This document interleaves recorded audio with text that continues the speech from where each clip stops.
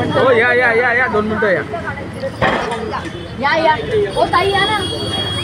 हो काकी इथे हो माहिती देत आहेत ते इथे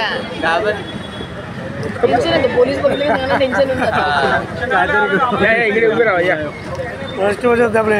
2 मिनिटं उभे राहा. काळजी करू नका, माहिती द्यायची जी खूप महत्त्वाची. सगळ्यांनी पहिले मोबाईल काढा. मी तुमचे फक्त 5 ते 10 मिनिटं घेणार, जास्त घेणार नाही. ठीक आहे, सगळ्यांनी मोबाईल बाहेर काढा. मोबाईल बाहेर काढला. सगळ्यांनी एक नंबर सेव्ह करायचा आहे तुमच्या मोबाईलमध्ये. सगळ्यांना 100 नंबर माहिती आहे ना? 100 नंबरला तुम्ही का कॉल करता? पोलिसांची मदत पाहिजे म्हणून तुम्ही कॉल करता. कुठे भांडणं झाली, कुठे अजून काही कौटुंबिक वाद झाला, कोणी कोणाला छळलं, धमकी दिली, हाणामारी झाली, काय करता तुम्ही? 100 नंबरला लगेच फोन करता आणि माहिती देता. बरोबर आहे. पण तुमच्या संदर्भात कुठला सायबर फ्रॉड झाला, सायबर सिक्युरिटीचा नंबर काय झाला तर तुमच्याकडे कोणाकडे नंबर आहे का सायबर फ्रॉडच्या संदर्भात? हेल्पलाईन नंबर सायबर नाही ना? तर सगळ्यांनी मोबाईलमध्ये एक नंबर सेव्ह करा. 1930 1930 1930 1930 हा नंबर सगळ्यांनी आपल्या मोबाईलमध्ये सेव्ह करा. तिथून तुम्ही घरी गेलात, तुमचे नातेवाईक असतील, मित्रमैत्रिणी असतील, आजूबाजूचे शेजारी कोणाच्याकडे असतील, सगळ्यांना सांगा की सगळ्यांनी एक नंबर मोबाईलमध्ये सेव्ह करायचा. 1930 1930 1930 हा जो मोबाईल नंबर आहे हा हेल्पलाईन नंबर आहे. तुमच्याकडे तुम्हाला कुठलाही अननोन फ्रॉड व्यक्तीचा, सगळ्यांना सगळं माहिती आहे. यूट्यूब सगळे बघतात, इंस्टाग्राम बघतात, रील्स बघतात, सगळ्यांना सगळी माहिती आहे की आपल्यासोबत स्कॅम कसा होतो, फ्रॉड कसा होतो, पैसे कसे ट्रान्सफर होतात, माहिती आहे का?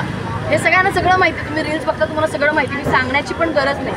तरी पण माझं काम आहे की तुम्हाला हे अवेअर करणं, जनजागृती करणं. तुम्ही काय करता? फक्त रील बघता, ती स्वाईप करता, वर करता, अरे हे नाही असं होतं, ते शेजाऱ्याबरोबर झालं होतं, ह्याच्यासोबत असं झालं होतं, त्याच्यासोबत झालं, माझ्यासोबत काही होणार नाही. पण तुमची ही वेळ येणार, तुमच्यासोबत सुद्धा स्कॅम घडणार आणि शनिवार रविवार तर हे खूप मोठ्या प्रमाणावर चालतं. तर हे होऊन न द्यायला, हे थांबवण्यासाठी आपण काय करू शकतो? तर आपली कोणतीही माहिती, OTP, Aadhaar card, bank details, pan card, कुठलीही माहिती काहीही मागितलं तरी कोणाला शेअर करायचं नाही. कोणीही तुम्हाला म्हटलं की मी तुला चुकून पैसे पाठवलेत, मला ते पैसे परत पाठव, तर त्याला पैसे परत पाठवायला जायचं पण नाही. आणि चुकून आपल्या मोबाईलमध्ये आपला पिन टाकायचा नाही, पासवर्ड टाकायचा नाही. कारण तो पिन किंवा पासवर्ड टाकला, तुमची सगळी मोबाईलची माहिती, तुमचे अकाउंट डिटेल्स समोरच्या व्यक्तीकडे जाणार.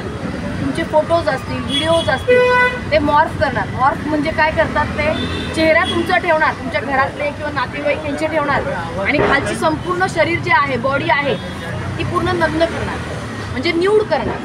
आणि मग तुम्हाला ब्लॅकमेलिंग सुरू करणार की असे तुमचे जे फोटो आहेत मी तुमच्या रिलेटिव्हला, तुमच्या कॉन्टॅक्ट्सला, तुमच्या ऑफिसमधल्यांना, इकडच्यांना तिकडच्यांना पाठवणार, तू पैसे दे. मग तुम्ही काय करणार? भावनेच्या बहरात पैसे देणार, तुमची माहिती देणार. तर हे करायचं नाही, याला घाबरायचं नाही. आणि हे घाबरून कोणतीही चुकीची गोष्ट करायची नाही. चुकीची म्हणजे काय? लोक आत्महत्या करतात. तर या गोष्टी करू नका. आयुष्य खूप महत्त्वाचं, मूल्यवान आहे. आपली फॅमिली असते, आपण त्यांच्यासाठी, कुटुंबासाठी जगत असतो.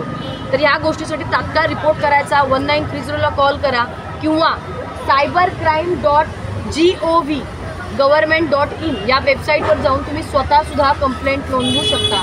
किंवा तुम्ही चक्षू नावाचं पोर्टल आहे, तुम्ही घरी गेल्यानंतर, इथून गेल्यानंतर चक्षू नावाचं पोर्टल आहे, ते तुम्ही यूट्यूबला स्वतःहून बघा की ते कसं काम करतं. तुम्ही कोणता आलेला कॉल असेल, SMS असेल, व्हॉट्सॲपचा कॉल असेल, त्याच्या संदर्भात कसा तुम्हाला रिपोर्ट करायचा असेल किंवा इंटरनॅशनल कॉलसुद्धा असतात, त्याच्या संदर्भात सुद्धा तुम्ही रिपोर्ट करू शकता. त्याच्यासाठी 1963 हा नंबर आहे आणि एक टोल फ्री नंबर आहे, त्याच्यावरती सुद्धा तुम्ही जाऊन कॉल करू शकता आणि सांगू शकता.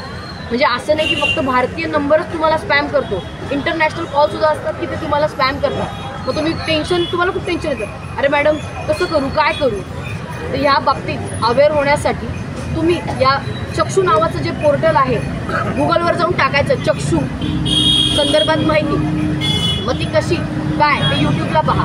त्याच्यावरती तुम्ही कॉलला, SMS ला, व्हिडिओ कॉलिंगच्या संदर्भात तुम्ही स्वतः कंप्लेंट करू शकता. आणि काहीच नाही झालं, 1930 नंबर आहे आणि ते पण तुम्हाला समजलं नाही, तर मग आम्ही आहोतच. आम्ही आहोत तिथे तुमची आम्ही हेल्प करतोच, पण तरी तुम्ही एक जागरूक म्हणतो ना आपण, एक अवेअर नागरिक आहात, जागरूक नागरिक. त्याच्यासाठी तुम्ही काय केलं पाहिजे? कोणालाही OTP देऊ नका. तुमचे बँक डिटेल्स, आधार कार्ड, पॅन कार्ड, इलेक्ट्रिसिटी, हे ते ते ते ते काही कुणाला शेअर करू नका. कुणाचे मेसेज अननोन व्यक्तीचे, अनोळख्या व्यक्तीला भाव पण देऊ नका, काही माहिती पाठवू नका, पैसे घेऊ नका, देऊ नका, कॉन्फरन्स कॉलवर जाऊ नका, आपले पिन टाकू नका. बस हे करू नका तर तुम्ही त्याच्यापासून वाचणार. मी एक प्रश्न विचारू. आता दुनियेत चंद्रावर मंगळावर चाललेले आहे, मग ह्याच्यावर कंट्रोल होत नाही काय? त्याच्यावरती अवेअरनेस हाच कंट्रोल आहे. कारण माणूस आहे तर माणसाकडून चुका होतात, बरोबर आहे. तर त्याचप्रमाणे माणूस काय करतो, चुकाच्या नादामध्ये माहिती देऊन टाकतो. तर हे रोखण्यासाठी आपण स्वतः, नॉलेज तुमच्याकडे सगळ्यांकडे आहे. यूट्यूब बघताय, रील बघताय, वाचताय, न्यूजपेपर वाचताय, सगळीकडून तुम्हाला माहिती मिळते. पण सर्वात महत्त्वाचं आहे की त्या नॉलेजचा, त्या ज्ञानाचा वापर करा. सतर्क राहा, ज्ञानाचा वापर करायला शिका. मुलांना सुद्धा शाळेत तेच सांगतात की तुम्हाला ABCD वगैरे सगळं येतं, तुम्ही पाठ करता, पण त्याचा कसा वापर केला पाहिजे, ते काय केलं पाहिजे हे बघितलं पाहिजे. आणि आपण माणूस आहे तर आपल्यासोबत सुद्धा फ्रॉड होणारच आहे, ठीक आहे. हेच सांगायचं होतं. आणि तो नंबर सेव्ह करा, 1930-1930 आणि cybercrime.gov.in ही वेबसाईट लक्षात ठेवा. आणि बाकीच्यांना पण ही माहिती द्या. थँक्यू.